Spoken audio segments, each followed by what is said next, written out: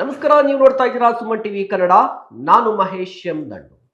Ethanol petrol engine ಹಾಳಾಗುತ್ತಾ, mileage ಕಡಿಮೆ ಆಗುತ್ತಾ, ಅಥವಾ ಈ ಎಲ್ಲವೂ ಕೂಡ ಕೇವಲ ವದಂತಿಗಳ?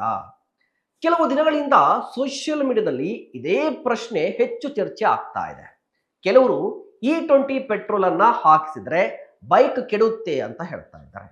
ಇನ್ನು ಕೆಲವರು ಭವಿಷ್ಯದ ಇಂಧನ ಇದೆ ಅಂತ ಹೇಳ್ತಾ ಇದ್ದಾರೆ. ಸೊ ಹಾಗಾದ್ರೆ ಯಾವ್ದು ನಿಜ? ಈ ವಿಡಿಯೋದಲ್ಲಿ ಎಥನಾಲ್ ಅಂದ್ರೆ ಏನು, ಇದು ಹೇಗೆ ತಯಾರಾಗುತ್ತೆ, E20 ಪೆಟ್ರೋಲ್ ನಿಮ್ಮ ವಾಹನಕ್ಕೆ ಸೇಫಾ, ಮೈಲೇಜ್ ಮೇಲೆ ಏನಾದರೂ ಪರಿಣಾಮ ಬೀರುತ್ತಾ ಅನ್ನೋದನ್ನ ನೋಡ್ತಾ ಹೋಗೋಣ. ಅದಕ್ಕೂ ಮುನ್ನ ನೀವಿನ್ನೂ ನಮ್ಮ ಚಾನಲ್ ಅನ್ನ ಸಬ್ಸ್ಕ್ರೈಬ್ ಮಾಡಿಲ್ಲ ಅಂದ್ರೆ ದಯವಿಟ್ಟು ಈ ಕೂಡಲೇ ಸಬ್ಸ್ಕ್ರೈಬ್ ಮಾಡಿ. ವೀಕ್ಷಕರೇ, ಮೊದಲಿಗೆ ಎಥನಾಲ್ ಅಂದ್ರೆ ಏನು ಅನ್ನೋದಂತ ನೋಡೋಣ. ಮೊದಲಿಗೆ ಎಥನಾಲ್ ಅಂದ್ರೆ ಏನು ಅನ್ನೋದನ್ನ ನೋಡೋಣ.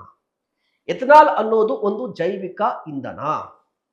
ಕಬ್ಬು, ಜೋಳ, ಮುರಿದ ಅಕ್ಕಿ, ಧಾನ್ಯಗಳ ತ್ಯಾಜ್ಯ ಮತ್ತು ಇತರ ಕೃಷಿ ಉತ್ಪನ್ನಗಳಿಂದ ಇದನ್ನ ತಯಾರಿಸಲಾಗುತ್ತೆ. ಇದು ಪೆಟ್ರೋಲ್ನಂತೆ ಭೂಮಿಯಿಂದ ಸಿಗುವಂತಹ ಪಳೆಯುಳಿಕೆ ಇಂಧನ ಅಲ್ಲ, ಬದಲಾಗಿ ಕೃಷಿಯಿಂದ ಸಿಗುವಂತಹ ನವೀಕರಿಸಬಹುದಾದ ಇಂಧನ ಆಗಿದೆ. ಇದೇ ಕಾರಣಕ್ಕಾಗಿ ಭಾರತ ಸೇರಿದಂತೆ ಅನೇಕ ದೇಶಗಳು ಈಗ ಪೆಟ್ರೋಲ್ನಲ್ಲಿ ಎಥನಾಲ್ ಮಿಶ್ರಣವನ್ನ ಹೆಚ್ಚಿಸ್ತಾ ಇದೆ. ಹಾಗಾದ್ರೆ ಭಾರತಕ್ಕೆ ಈ ಎಥನಾಲ್ ಬಳಕೆ ಯಾಕೆ ಇಂಪಾರ್ಟೆಂಟ್ ಅಂತ ನೋಡೋದಾದ್ರೆ, ಭಾರತ ತನ್ನ ಅಗತ್ಯದ ಬಹುಪಾಲು ಅಂದ್ರೆ ಸಿಂಹಪಾಲು ಕಚ್ಚಾ ತೈಲವನ್ನ ವಿದೇಶಗಳಿಂದ ಆಮದು ಮಾಡ್ಕೊಳ್ತಾ ಇದೆ. ಇದರಿಂದ ಪ್ರತಿ ವರ್ಷ ಲಕ್ಷಾಂತರ ಕೋಟಿ ರೂಪಾಯಿ ವಿದೇಶಿ ವಿನಿಮಯ ವೆಚ್ಚವಾಗ್ತಾ ಇದೆ. ಈ ವೆಚ್ಚವನ್ನ ಕಡಿಮೆ ಮಾಡಬೇಕು. ಇದೇ ಸಂದರ್ಭದಲ್ಲಿ ನಮ್ಮ ರೈತರಿಗೆ ಹೆಚ್ಚುವರಿ ಆದಾಯದ ಅವಕಾಶವನ್ನ ಕಲ್ಪಿಸಿಕೊಡ್ಬೇಕು ಅಂತ ಹೇಳಿ ಸರ್ಕಾರ ಎಥನಾಲ್ ಮಿಶ್ರಣ ಯೋಜನೆಯನ್ನ ವೇಗವಾಗಿ ಜಾರಿಗೊಳಿಸ್ತಾ ಇದೆ. ಇದ್ರ ಜೊತೆಗೆ ವಾಹನಗಳಿಂದ ರಿಲೀಸ್ ಆಗುವಂತಹ ಕೆಲವು ಮಾಲಿನ್ಯಕಾರಿ ಅನಿಲವನ್ನ ಕಡಿಮೆ ಮಾಡುವಂತ ಉದ್ದೇಶ ಕೂಡ ಇದರಲ್ಲಿ ಇದೆ. ಹಾಗಾದ್ರೆ ಈಗ E20 ಬಗ್ಗೆ ಚರ್ಚೆ ಆಗ್ತಾ ಇದೆ. ಹಾಗಾದ್ರೆ E20 ಅಂದ್ರೆ ಏನು, E10 ಅಂದ್ರೆ ಏನು, E85 ಅಂದ್ರೆ ಏನು ಅನ್ನೋದನ್ನ ನೋಡ್ತಾ ಹೋಗೋಣ. E10 ಅಂದ್ರೆ 10% ಎಥನಾಲ್ ಇರುತ್ತೆ, 90% ಪೆಟ್ರೋಲ್ ಇರುತ್ತೆ. ಸಿಂಪಲ್ ಆಗಿ E20 ಈಗ ಚರ್ಚೆ ಆಗ್ತಾ ಇದೆಯಲ್ವಾ, ಇದರ ಬಗ್ಗೆ ನೋಡೋದಾದ್ರೆ E20 ಅಂದ್ರೆ ನಾವು 1 ಲೀಟರ್ ಪೆಟ್ರೋಲ್ ಅನ್ನ ಹಾಕಿಸಿದ್ರೆ 20% ಎಥನಾಲ್ ಇರುತ್ತೆ, 80% ಪೆಟ್ರೋಲ್ ಇರುತ್ತೆ. ಇದು ಭಾರತದಲ್ಲಿ. ಇನ್ನು ಅಮೆರಿಕಾದಂತಹ ಒಂದಿಷ್ಟು ದೇಶಗಳಲ್ಲಿ ಈಗಾಗಲೇ E85 ಕೂಡ ಬಳಕೆ ಆಗ್ತಾ ಇದೆ. ಅಂದ್ರೆ 1 ಲೀಟರ್ ಪೆಟ್ರೋಲ್ ಅವ್ರು ಹಾಕ್ಸಿದ್ರೆ 85% ಎಥನಾಲ್ ಬಳಕೆ ಆಗ್ತಾ ಇದೆ, ಅಥವಾ ಆ ಪೆಟ್ರೋಲ್ ಎಥನಾಲ್ ಇರುತ್ತೆ.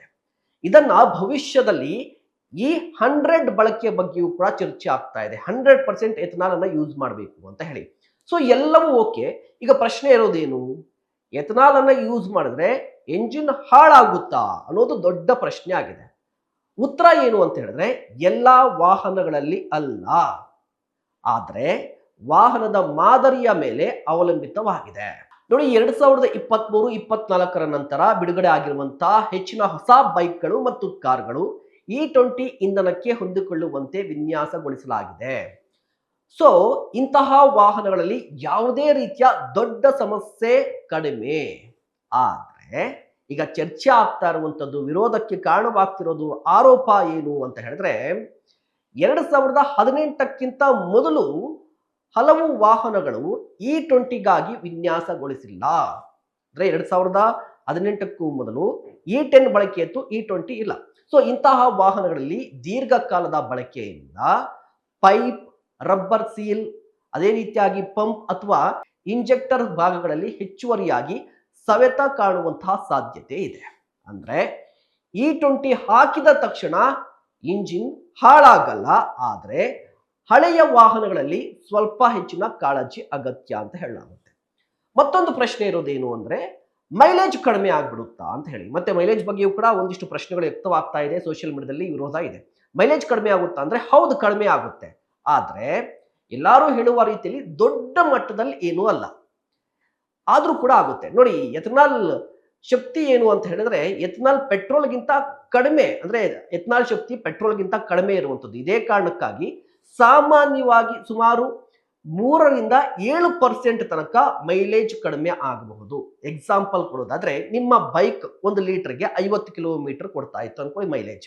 E20 ಬಳಕೆ ಮಾಡಿದಂತಹ ಸಂದರ್ಭದಲ್ಲಿ ಅದು 50 ಕಿಲೋಮೀಟರ್ ಕೊಡೋದಿಲ್ಲ, 47 ಅಥವಾ 48 ಕಿಲೋಮೀಟರ್ ಕೊಡಬಹುದು ಅಂತ ಹೇಳಲಾಗ್ತಾ ಇದೆ.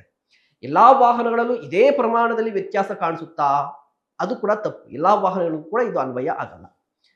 ಹಾಗಾದ್ರೆ ಈಗ 2018ಕ್ಕೂ ಮೊದಲು ಯಾರೆಲ್ಲ ಬೈಕ್ಗಳನ್ನ ಕೊಂಡ್ಕೊಂಡಿದ್ದಾರಲ್ವಾ ಅವ್ರೇನ್ ಮಾಡಬೇಕು ಅನ್ನುವಂತ ಪ್ರಶ್ನೆ ಬಂದಾಗ ಸಿಂಪಲ್ ಒಂದಿಷ್ಟು ಸೂಚನೆಗಳನ್ನ ಕೊಟ್ಟಿದ್ದಾರೆ. ಸೊ ಆ ಸೂಚನೆಗಳು ಏನು ಅಂತ ನೋಡೋದಾದ್ರೆ, ಒಂದೇ ಇಂಧನವನ್ನ ನಿರಂತರವಾಗಿ ತುಂಬಿಸಬೇಕಾಗುತ್ತೆ. ಮತ್ತೆ ತಿಂಗಳುಗಳ ಕಾಲ ಟ್ಯಾಂಕ್ ನಲ್ಲಿ ಪೆಟ್ರೋಲ್ ಉಳಿಯದಂತೆ ನೋಡಿಕೊಳ್ಳಿ. ಅಂದ್ರೆ ಸ್ಟಾಕ್ ಇಡಬಾರ್ದು, ಅದು ರನ್ನಿಂಗ್ ಅಲ್ಲೇ ಇರಬೇಕು. ನಮ್ಮ ಯಾವುದೇ ಬೈಕ್ ಆಗಿರ್ಬೋದು, ಕಾರ್ ಆಗಿರ್ಬೋದು, ಸುಮ್ಮನೆ ಟ್ಯಾಂಕ್ ಅಲ್ಲಿ ಪೆಟ್ರೋಲ್ ಹಾಕ್ಸ್ಬಿಟ್ಟು ಸೈಡ್ ನಿಲ್ಸ್ಕೋಬಾರ್ದು ಅಂತ ಹೇಳಿ.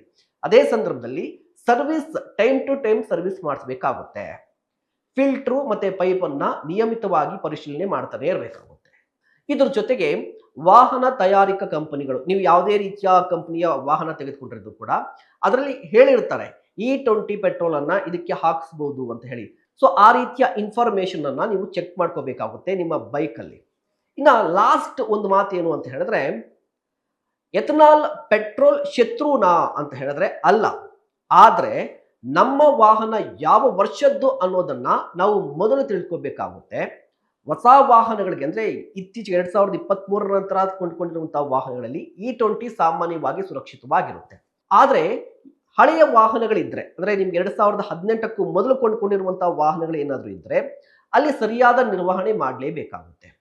ಸೊ ಈಗ ಸೋಷಿಯಲ್ ಮೀಡಿಯಾದಲ್ಲಿ ಹರಿದಾಡ್ತಾ ಇರುವಂತಹ ಪ್ರತಿಯೊಂದು ವದಂತಿಯನ್ನ ನಂಬುವ ಬದಲು, ಅಂದ್ರೆ ನಂಬೋದಕ್ಕಿಂತ ಮುಖ್ಯವಾಗಿ ನಮ್ಮ ಬೈಕ್ ಬಗ್ಗೆ ಅಥವಾ ನಮ್ಮ ಕಾರಿನ ಬಗ್ಗೆ ನಾವು ಎಷ್ಟು ಮಾಹಿತಿಯನ್ನ ಸಂಗ್ರಹಿಸ್ತೀವಿ, ಅಂದ್ರೆ ಟೆಕ್ನಿಕಲ್ ಇನ್ಫಾರ್ಮೇಶನ್, ತಾಂತ್ರಿಕವಾಗಿ ಮಾಹಿತಿಯನ್ನ ತಿಳಿದುಕೊಳ್ಳೋದು ತುಂಬಾ ಇಂಪಾರ್ಟೆಂಟ್ ಆಗಿದೆ. ನಾವು ಕೂಡ ನಮ್ಮ ಬೈಕ್ ಆಗಿರ್ಬೋದು ಅಥವಾ ಕಾರ್ ಆಗಿರ್ಬೋದು, ಸೊ ಅಲ್ಲಿ ಕೊಟ್ಟಿರ್ತಾರೆ ಎಥನಾಲ್ ಅನ್ನ ಯೂಸ್ ಮಾಡಬಹುದಾ, ಎಷ್ಟು ಪರ್ಸೆಂಟ್ ಎಥನಾಲ್ ಅನ್ನ ಯೂಸ್ ಮಾಡಬಹುದು ಅನ್ನೋದನ್ನ ಕೊಟ್ಟಿರ್ತಾರೆ. ಸೊ ಆ ರೀತಿಯಾಗಿ ನಾವು ಎಥನಾಲ್ ಅನ್ನ ಯೂಸ್ ಮಾಡೋದು ಅಥವಾ ಪೆಟ್ರೋಲ್ ಅನ್ನ ಹಾಕ್ಸೋದಾಗಿದ್ರೆ, ಸರ್ವಿಸ್ ಅನ್ನ ಟೈಮ್ ಟು ಟೈಮ್ಗೆ ಸರ್ವಿಸ್ ಮಾಡಿಸೋದಾಗಿದ್ರೆ, ಈಗ ಈ ಎಥನಾಲ್ ಬಗ್ಗೆ ಇದ್ದಿರುವಂತಹ ಪ್ರಶ್ನೆಗಳು ನಮಗೆ ಇದ್ದಿದ್ರೂ ಕೂಡ ಈ ಡ್ಯಾಮೇಜ್ ಕಂಟ್ರೋಲ್ ಮಾಡಬಹುದು ಅಂತ ಹೇಳಿ. ಅಂದ್ರೆ ಡ್ಯಾಮೇಜ್ ಕಂಟ್ರೋಲ್ ಅಂತ ಹೇಳಿದ್ರೆ, ಈಗ ಪೈಪ್ ಅಲ್ಲಿ ಅದೇ ಸಂದರ್ಭದಲ್ಲಿ ನಿಮಗೆ ಫಿಲ್ಟರ್ ಅಲ್ಲಿ ಸವೆತ ಕಾಣಿಸ್ತಾ ಇದೆ ಅಂತ ಹೇಳ್ತಾ ಇದ್ರಲ್ವಾ, ಸೊ ಅದನ್ನ ಕಂಟ್ರೋಲ್ ಮಾಡಬಹುದು ಅಂತ ಹೇಳಿ ತಜ್ಞರು ಕೂಡ ಹೇಳ್ತಾ ಇದ್ದಾರೆ. ಸೊ ನಿಮ್ಗೆ ಏನ್ ಅನ್ಸುತ್ತೆ ದಯವಿಟ್ಟು ಕಮೆಂಟ್ ಮಾಡಿ. ಇಂತಹ ಮತ್ತಷ್ಟು ಕಂಟೆಂಟ್ಗಾಗಿ ನೋಡ್ತಾ ಇರಿ ಸುಮನ್ ಟಿವಿ ಕನ್ನಡ. ನಮಸ್ಕಾರ.